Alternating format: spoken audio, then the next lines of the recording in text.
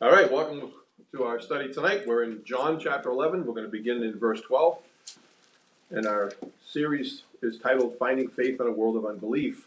And we'll see the extent to which Jesus will go to draw that faith out of people, that which he has placed in there. And so as we come to this section, Lazarus is dead. Martha and Mary are grieving.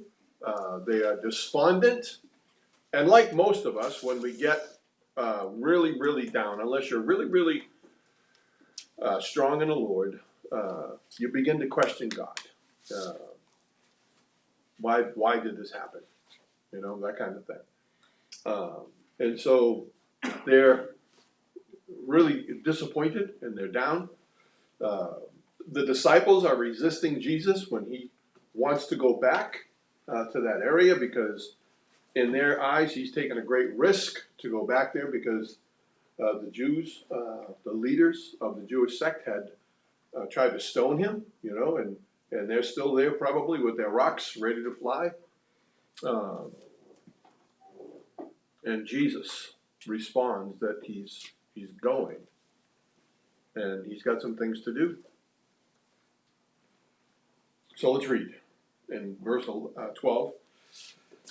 Verse 11, we'll pick it up there. It says, after saying these things, he said to them, our friend Lazarus has fallen asleep, but I go to awaken him. And the disciples, they said to him, Lord, if he has fallen asleep, he will recover. Now Jesus had spoken of his death, but they thought that he had meant he was taking rest and sleep. And then Jesus told them plainly, Lazarus has died. And for your sake, I am glad that I was not there, so that you may believe. Again, I just want to stop there and say to you, there is our perspective, and then there's God's perspective. Everybody in this story is bumming for one reason or another, right? I mean, they're afraid, they're distressed, they're discouraged, they're grieving, they're afraid, they're going through all this turmoil. And you hear what Jesus just said? I'm glad. That's his perspective. He says, I'm glad that I was not there. Why? So that you may believe. Remember, the Gospel of John was written so that you may believe that Jesus is the Christ, you know, that he is God in the flesh. And so here's an opportunity that Jesus is coming to joyfully. And it's really a worst case scenario for most people.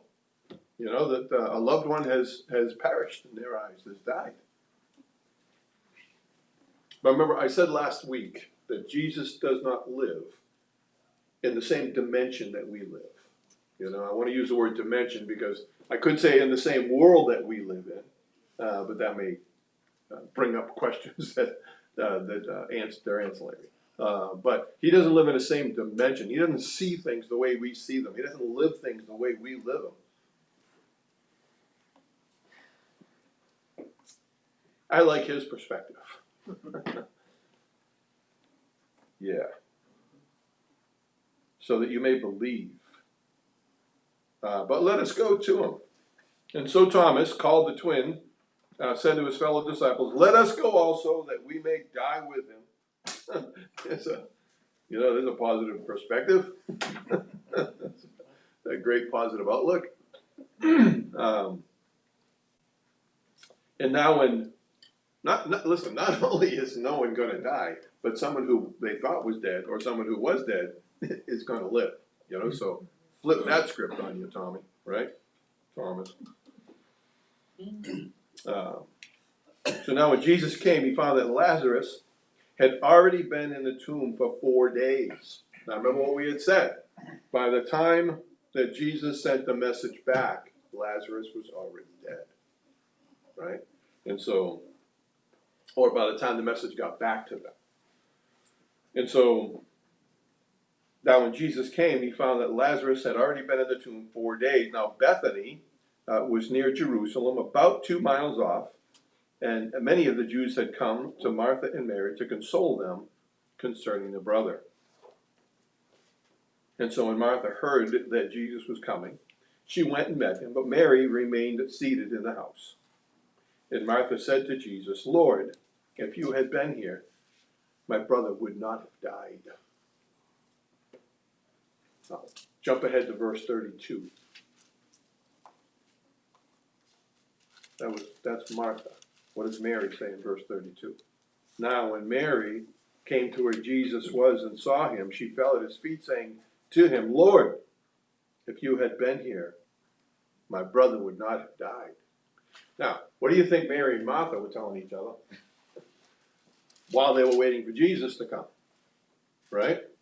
And so there's this disappointment in him. Did he have to be there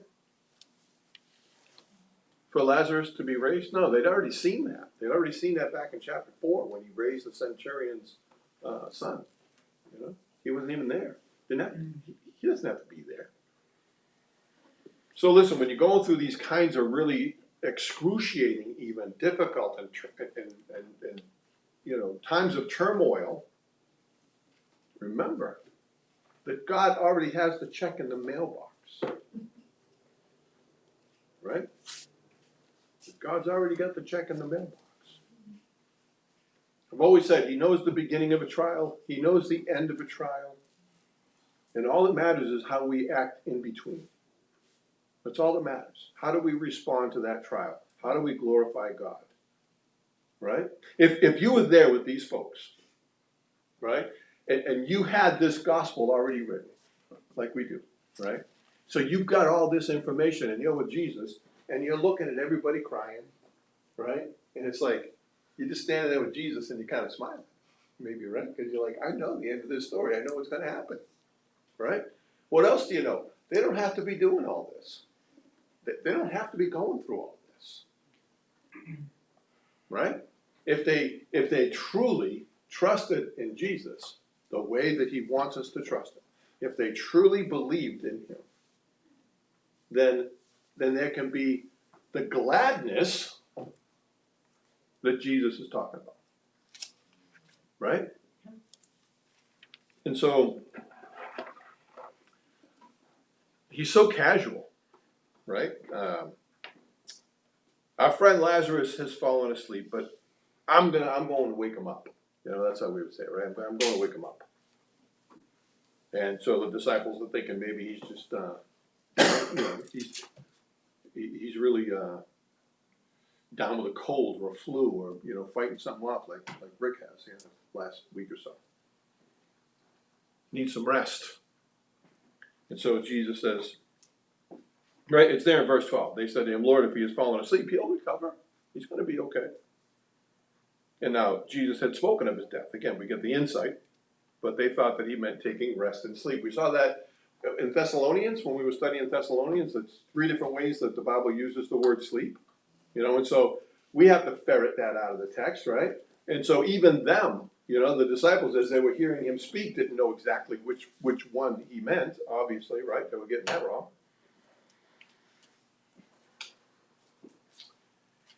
And so Jesus said to them plainly, he's dead. He's dead. And again, and for your sake, I'm glad. Because why? What does the text say? He wants them to what? Believe. He wants them to believe.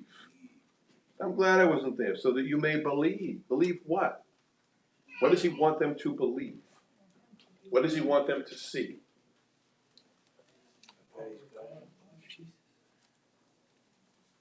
I don't speak mumbling. I heard a couple things. What? That he's God in the flesh. How? How's he going to show them that? Raising Lazarus from the dead. Exactly. He's going to raise Lazarus from the dead. And so he wants them there. Now, we talked last week quite a bit about how Jesus loved them. And so because he loved them, he waited 2 more days, remember? Right? Because he's really putting it on them. So he loves them. He said, Lazarus, our friend, but he wants them to know that his friendship with Lazarus, the love he has for Lazarus and Martha and Mary, is not why he's going to do what he's going to do. You know, all the folks who came and mourned with Mary and Martha, which was really popular in the Jewish culture, they would even pay people to come and be mourners. You know, they wanted a lot of grief, a lot of crying, a lot, you know, get it out, get it over with, right? And so he wants not just Mary and Martha and Lazarus to learn something. He wants everybody within distance to see what's going on. As many people as possible, he wants to know what he's about to do.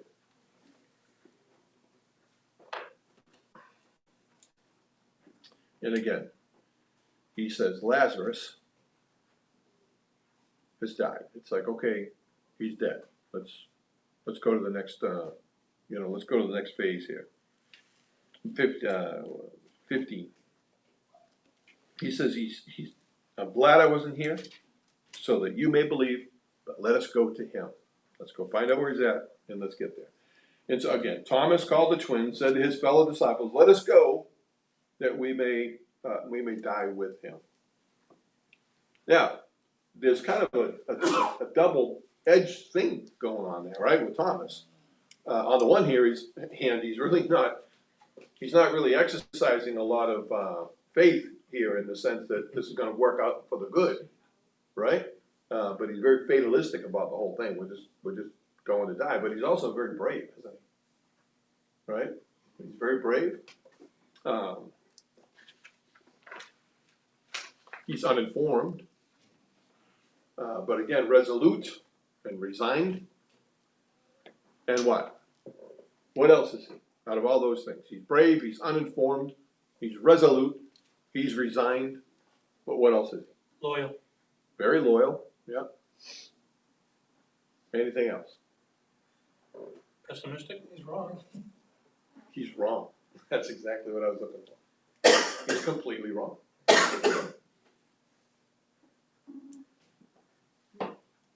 And so think about it. When Jesus said that, what's more important? And to the eyes of those people than in that moment their grief?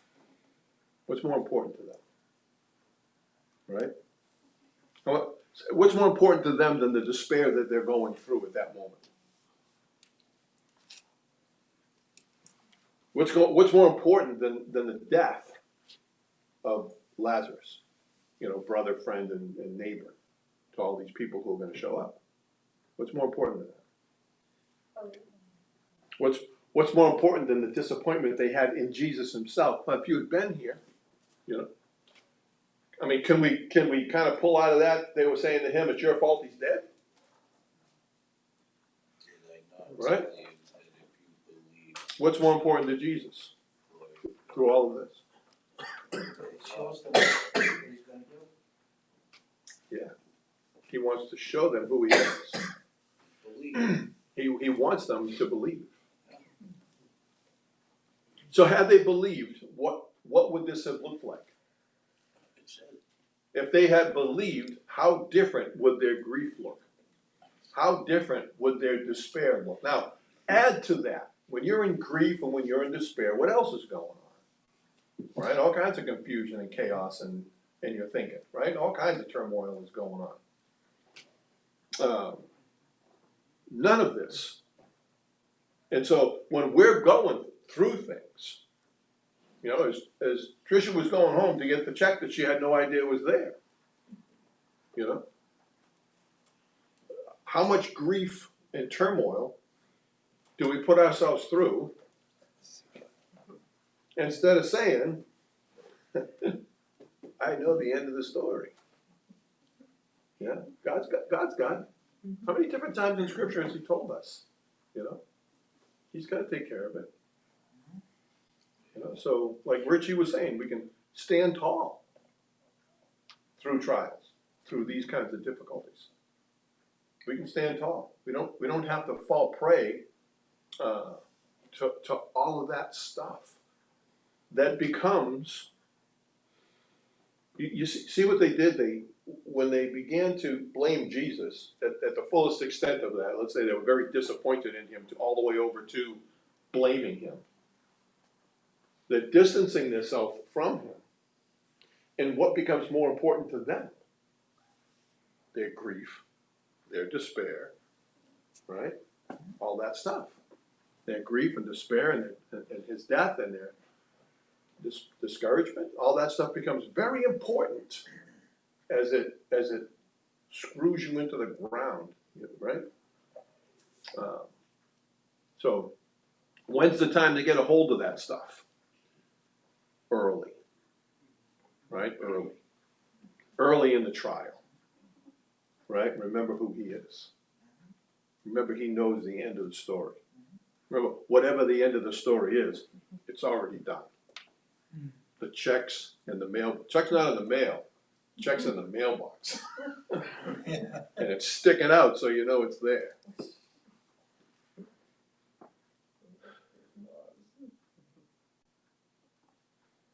And so his disciples, his friends, everybody around him, even all through he's walked on water, he's fed the 5,000, he's turned the water into wine, he has raised up the son of the centurion. Many people have come to faith. They've been there, they've witnessed. How much has God done in our lives? Salvation right there. And yet we still fall prey, Yeah. P-R-E-Y, right, to that kind of stuff. And we don't have to. And what does he want from us? That you may believe. Right? So at the beginning of the trial, as soon as it starts, how about you click that in your head right there, that you may believe. That you may believe. And then you can smile, and you can say, I can't wait to see what God's going to do with this one. I can't wait to see how he's going to, guide me, walk me, take me through this one. It may get a lot worse before it gets better. But he's certainly trying to encourage faith in the Jewish crowd. Again, he doesn't want everybody to think that what he's doing is kind of a nepotism, through friendship. I know that doesn't work. It's not nepotism if it's not family, right? But you know what I'm saying. Yeah. He's not just doing it for his friends and loved ones. He's doing it so that everybody can see. If he was just out to impress or please his loved ones, maybe he would have raised Lazarus, when he got sick. To take away the sickness, none of this would have ever happened. If that's all he wanted to do. But listen, Jesus is not really, you see, he let them go through this, and he's going to let us go through things. Right? Because he's trying to get us to something, he's trying to get us to think about something greater. And that's believing in him. Even when he's talking to Martha, I'll make it 22. She just said to him, Lord, if you had been here, my brother would not have died. But even now, I know that whatever you ask from God, God will give you. And Jesus said to her, your brother will rise again. So Martha said to him, well, I know that he's going to rise again in the resurrection on the last day. All the Jews believed from Daniel and other places that there was going to be a resurrection. But Jesus said to her, I am the resurrection and the life. Mm-hmm.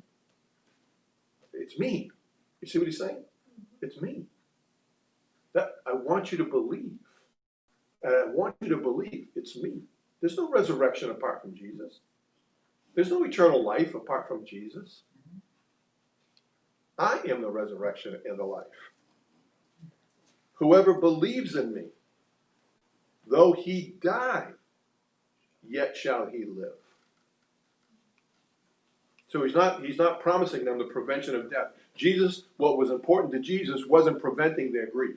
It wasn't preventing the despair. It wasn't preventing Lazarus from dying. None of that was important to him. And he said it to such a stark degree, I'm glad I wasn't here. I'm glad I wasn't here. He doesn't say, oh, I'm sorry you had to go through that. So I'm glad I wasn't here. So that you can believe.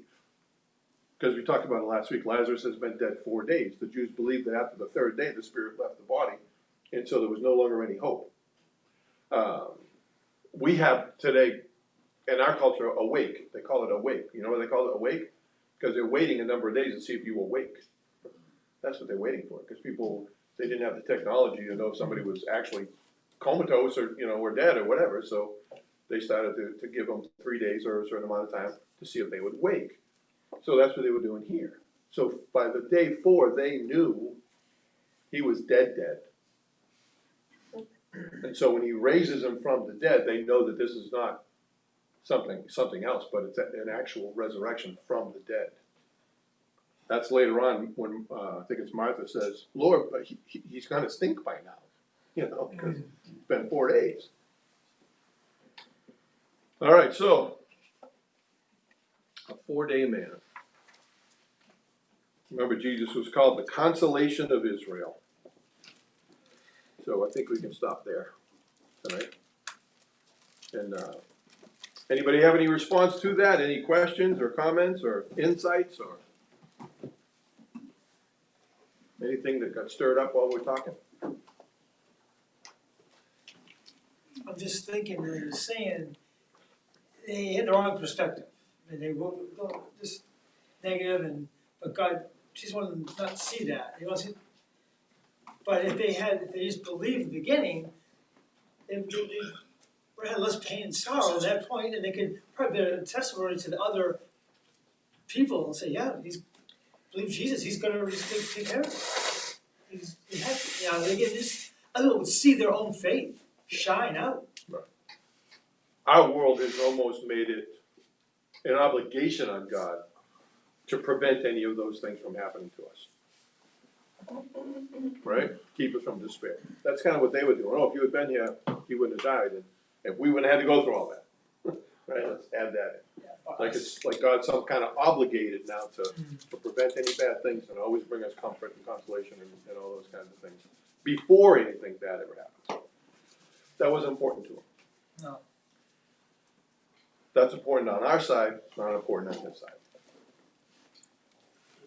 Talking about the centurion asking Jesus to heal his son.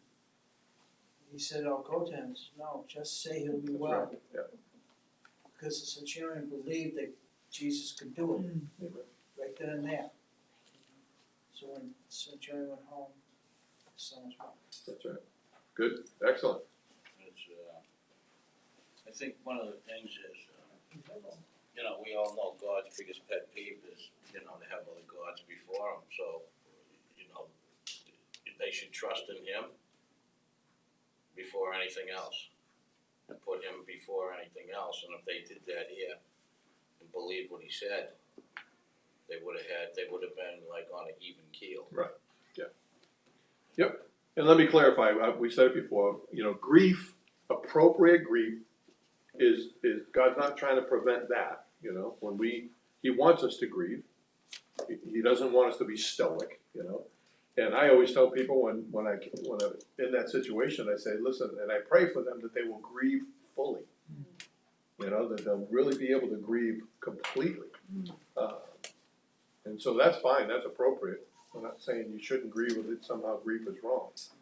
But we are saying that we do not grieve as others who have no hope, like we went over in Thessalonians, right? All right. Anybody else? All right, yep. His time is not our time. That's right. His time is not our time. She's like, you should have been here. And then he's like, Nope. No, sir. Amen. So let's, he wants us to believe, of course, for saving faith, but then he wants us to believe in the sense of trusting him. Every day, all the time, just trust him. And it honors him. It glorifies him. It's an act of worship. Right? All right. So we're going to sing from the Blue Book as our closing song, page 5.